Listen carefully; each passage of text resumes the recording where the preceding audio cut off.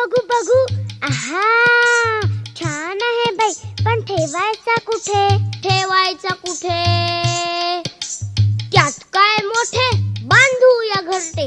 हा, झाडाच्या फांदीवर बांधूया छोटे घर. चला चला लवकर काम करू बरोबर. मी आणते कापूस. मी आणतो काड्या. मी आणते गवत. मी आणतो दोरा. आतमध्ये छानदार कापूस मऊ. कडेनी गवत पसरून देऊ. गवताच्या कडेनं काड्या ठेवू. सगळीकडून दोऱ्याने शिवू. आतमध्ये छानदार पिलांना ठेवू. आतमध्ये छानदार पिलांना ठेवू.